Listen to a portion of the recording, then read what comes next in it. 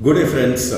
Those who've been watching this SGX Nifty would have had a sleepless night, and today market, as expected, opened about 100 points down, even though the SGX Nifty suggested about somewhere around 130 points down.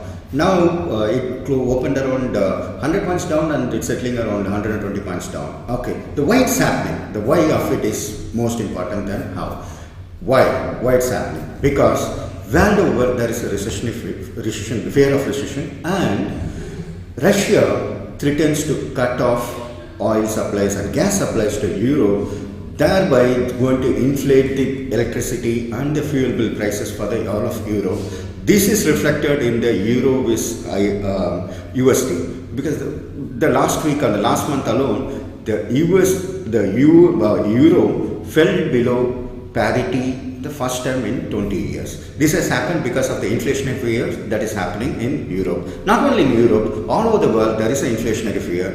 India was relatively untouched when compared to the rest of the world. But still, we haven't totally decoupled from the rest of the world. That is the reason why, because of the recessionary fear, today the market has fallen down. Because the global cues are very, very bad, and that is reflecting in Indian markets. So, for the short term, if you are a trader, you should trade with a bias of negativity. So, how to trade? There are two ways you can do it. One, either you can buy some puts or sell calls, of course, with adequate protection and risk management. That is always what we suggest.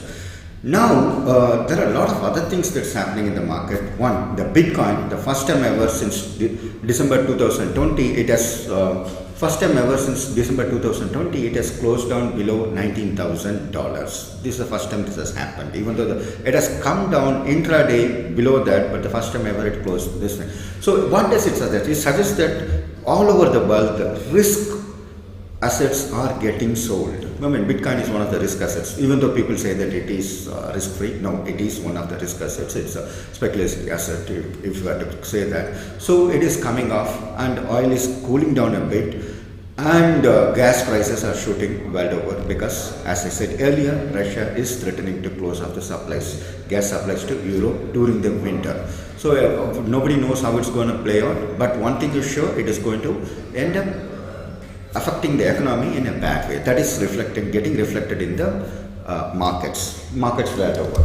And in the local market, there is an IPO that is a much awaited IPO called Tamil Nadu Mercantile Bank that has happened, but the subscription so far in the second day, despite the people's expectation, is only 1.35 times.